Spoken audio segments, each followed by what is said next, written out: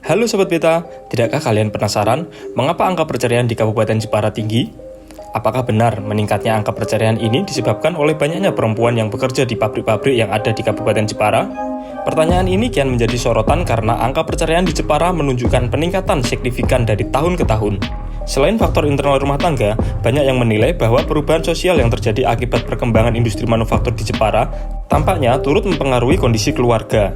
Jadi di video kali ini kita akan menelusuri apa penyebab tingginya angka perceraian di Jepara. Selamat menonton. Angka perceraian di Jepara dari tahun ke tahun. Angka perceraian di Kabupaten Jepara terus mengalami peningkatan dalam satu dekade terakhir. Bahkan, angka perceraian di Kabupaten Jepara menunjukkan tren yang mengkhawatirkan. Berdasarkan data dari Pengadilan Agama Jepara, terjadi peningkatan kasus perceraian dari 2015 hingga 2024.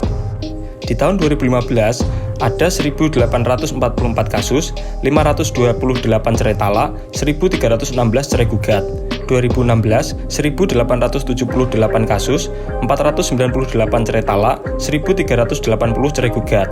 2017, 2.082 kasus, 501 cerai talak, 1.581 cerai gugat.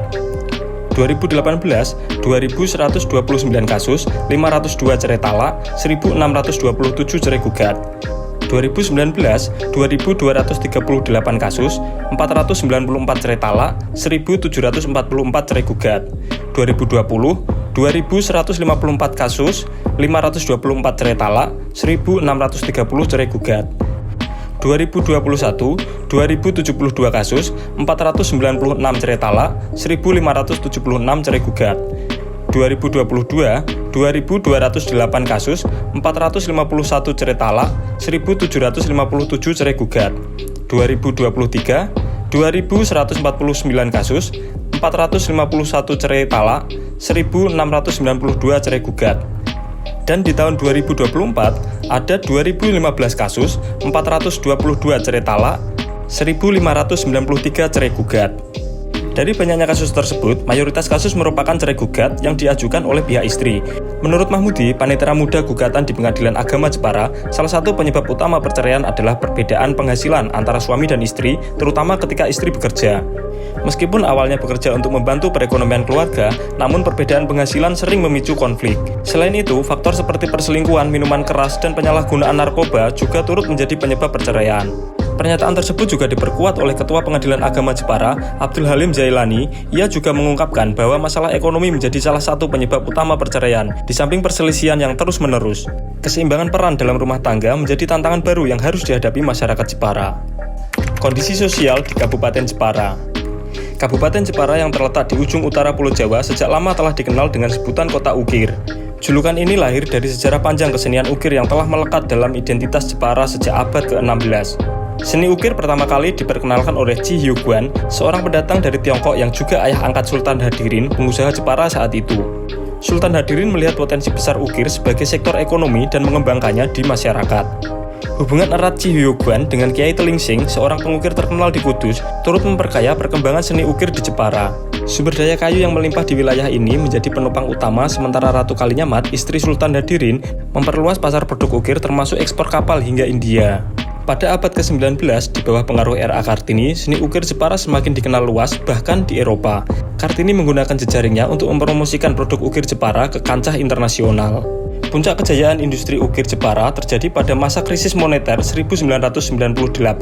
Ketika nilai tukar rupiah melemah, ekspor furnitur Jepara justru melonjak karena menggunakan mata uang dolar.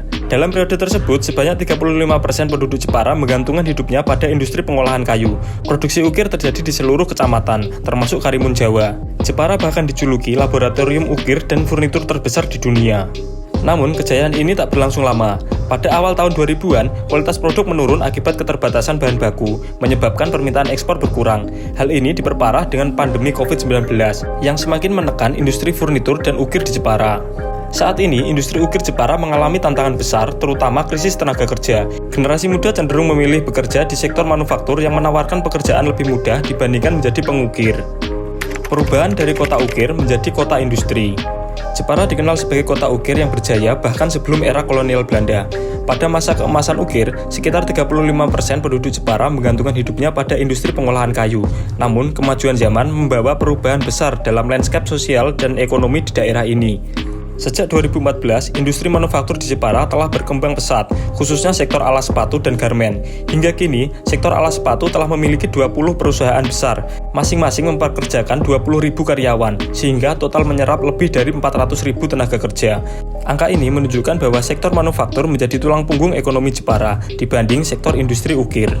Kabupaten Jepara kini telah bertransformasi menjadi kota industri. Perubahan ini tentu membawa dampak sosial yang tidak dapat diabaikan, termasuk dampak sosial yang terjadi pada struktur keluarga. Pertumbuhan industri manufaktur di Jepara memang membuka banyak lapangan pekerjaan, tetapi mayoritas diisi oleh perempuan. Dalam sebuah wawancara, Kompol Budi Santoso dari Polres Jepara menyebutkan bahwa banyak perempuan di Jepara kini menjadi tulang punggung keluarga. Namun, kondisi ini juga membawa dampak negatif terhadap rumah tangga. Keberadaan pabrik garmen mempengaruhi dinamika keluarga. Banyak perempuan bekerja sebagai buruh dengan penghasilan lebih besar dari suami. Pergeseran peran ini seringkali memicu konflik. Tingginya angka perceraian di Jepara merupakan cerminan dari perubahan sosial dan ekonomi yang signifikan. Meski sektor industri manufaktur telah membantu meningkatkan perekonomian daerah, namun dampak perubahan sosial harus menjadi perhatian serius.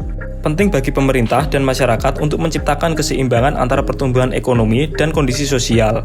Langkah seperti edukasi pranikah, mediasi keluarga, dan pembentukan peraturan daerah dapat menjadi solusi untuk menekan angka perceraian di Jepara.